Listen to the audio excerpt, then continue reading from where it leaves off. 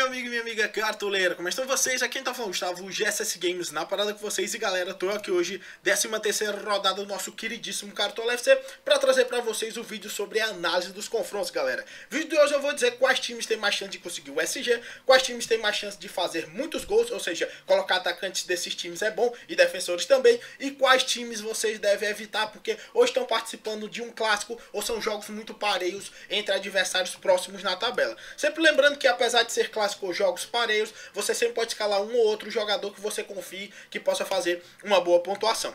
Tranquilo? Vídeo de hoje eu também vou falar da nossa 12ª rodada, que pontuamos 42,25. Infelizmente não fomos muito bem, sempre lembrando que ainda falta o Wilson do nosso time, porém o Grêmio decepcionou bastante. E por que falta o Wilson? Porque o mercado ainda tá fechado, galera. E se você já estiver vendo esse vídeo na terça ou na quarta, descrição do vídeo vai já ter a nossa escalação do time principal e o nosso time de 100 até 140 cartoletas para você mitar pesado. E para você que é novo no canal, se inscreve, vem participar dessa família e também presta atenção, galera, que vamos inaugurar a nossa nova vinheta agora. Tranquilo? Então, sem mais delongas, solta a vinheta e vamos pro vídeo.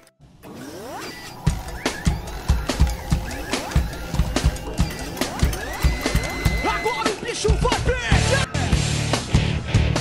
Tá de bobeira!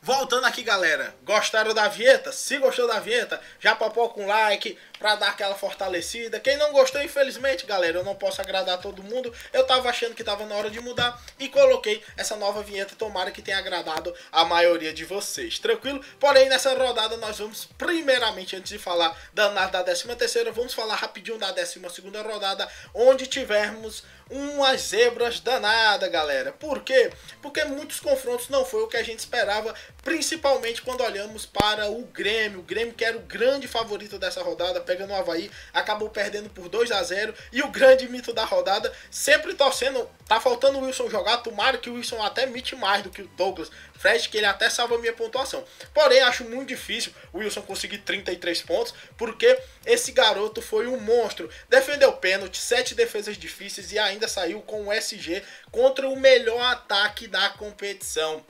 Então, galera, mito mesmo. A maioria das nossas indicações acabou não indo tão bem, porque infelizmente não teve muitos gols. Quem escalou Barrios, Luan não se deu bem. Quem escalou o Everaldo, o Romero, o Jô até foi um pouquinho melhor. Eu escalei o Regis, mas muita gente foi com o Zé Rafael. Os nossos meio-campistas até foram razoáveis. Os defensores, como o Pedro Jeromel, foi bem, apesar de perder o SG, sempre muito seguro. O Balbuena 7.4 também conseguiu o SG. O Arana teve o problema da assistência, que eu acho que foi um equívoco do Cartola, porque pra mim, ou ele dava assistência pro Arana ou assistência pro Jô. Ele que considerou que o desvio do zagueiro não pegou depois do Jô e não foi contabilizado como assistência sem um erro. E o Edilson, infelizmente, perdeu o pênalti que consagrou Douglas Fred. Então, rodada não foi tão boa, pontuando 42,25, torcendo pro Wilson pontuar mais que 8, a gente consegue aqueles 50 que é mediana, né?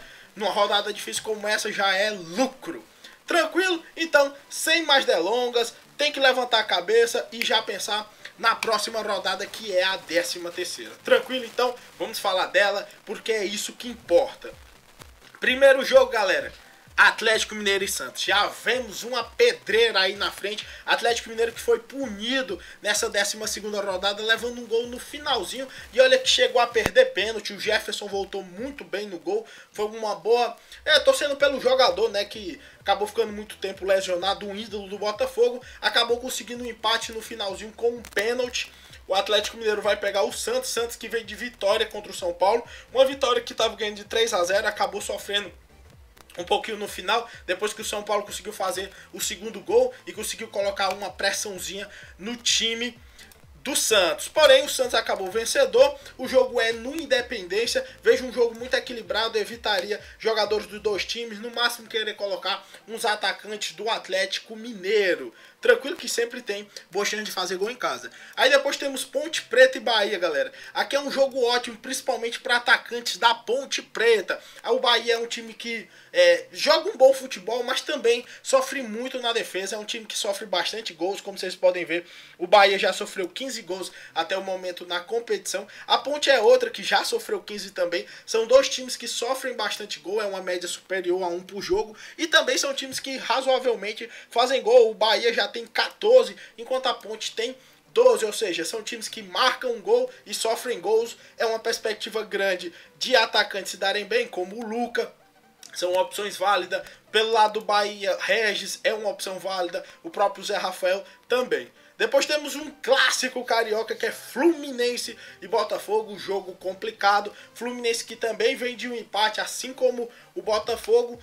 O Fluminense fora de casa, o Botafogo em casa. Eu acho um confronto um pouco interessante. Eu vejo o favoritismo pelo lado do Fluminense, principalmente pela fase que o Fluminense vem vivendo. É um time, do meu ponto de vista, mais encaixado. O Botafogo, infelizmente, está passando muitas dificuldades nesses últimos jogos, principalmente pela carga gigantesca de jogos para um elenco reduzido. Então, no máximo, quem sabe você quer colocar um Henrique Dourado, algo do gênero, mas nada de muitos jogadores. Depois temos Palmeiras e Corinthians. Aqui é um jogo que eu evitaria de qualquer maneira. Vou explicar o porquê. O Corinthians obviamente vem numa levada muito melhor na competição, líder disparado, 9 pontos na frente do segundo colocado, que é o Flamengo.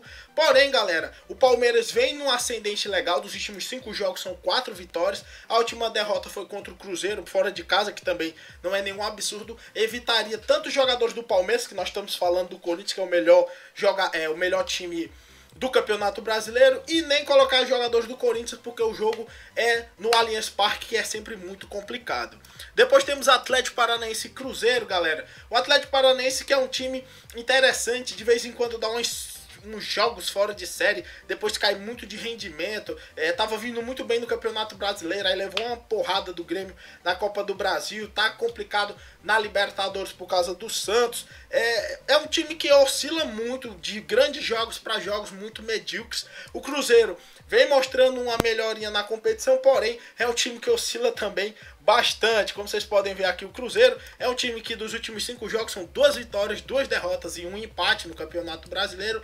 Como o jogo é fora de casa, eu vejo um leve favoritismo pelo lado do Atlético Paranaense, mas nada a ponto de você querer colocar muitos jogadores desse time. Depois temos Vitória e Vasco no Barradão. O Vitória ali na boca da zona do rebaixamento, na base do desespero, vai pegar o Vasco, que tem grande chance de sofrer uma grande punição, galera. Infelizmente, no Rio de Janeiro, até um torcedor vascaíno acabou morto por tiro. Claro que foi fora do estádio, porém, o vandalismo dentro, onde os jogadores do Flamengo tiveram que ficar no centro do gramado para não ser alvejado, foi algo lastimável. Porém, Vitória no Barradão, nem por esse fator eu acho favorito. Você colocar principalmente atacantes do Vitória, Neilton, Chiesa, são válidas. Pela defesa do Vasco ser nada mais, nada menos, eu ainda acho que ia ser já mais vazada com 23, eu acho que a Chape passou. Não, a Chape ainda está empatado com 23 gols sofridos junto com o Vasco. E o problema é que o Vasco fora de casa, galera, é muito fraco.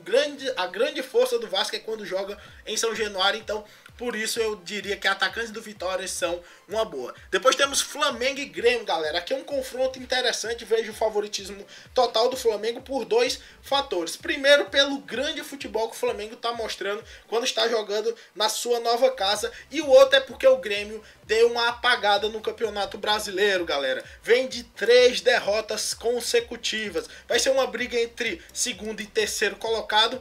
Obviamente que não é jogo para você colocar vários jogadores do Flamengo. Porém, algumas opções esporádicas são totalmente válidas.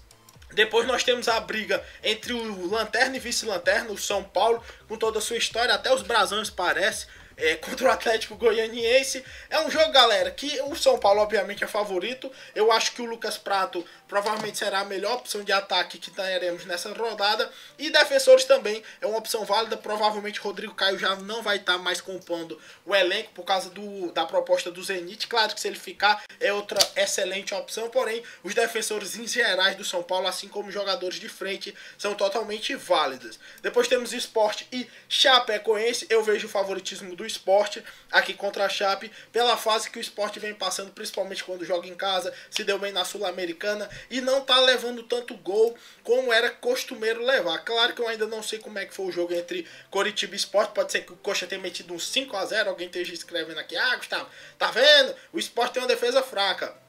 Galera, é válido, porém, Magrão eu acho que pode ser uma opção boa para quem quer apostar em defesas difíceis. E o Vanderlei Luxemburgo, de qualquer maneira, estabilizou muito a defesa do Sport. E para finalizar, temos o Avaí, o mito, versus o Coritiba. Eu ainda não sei também quanto é que foi o jogo do Coritiba. Tô torcendo pro Wilson fazer umas 8 defesas difíceis. Porém, nesse confronto, eu vejo um certo equilíbrio. O Coxa já não vem tão bem como vinha no começo da competição, tá em 10º lugar. Dos últimos 5 jogos, nenhuma vitória sequer, contra um Avaí que, quando tá pegando times de ponta de tabela fora de casa, está operando literalmente milagres. Eu evitaria, principalmente porque os jogadores do Avaí vão estar muito, mas muito valorizados, porque goleiro se deu bem, os laterais se deram bem, conseguiram SG, até os atacantes fizeram gol. Então, menino, o negócio do Avaí tá bom, tá até subindo, deixou o São Paulo na vice-lanterna, tá já ali ameaçando o Bahia, que é o primeiro fora da zona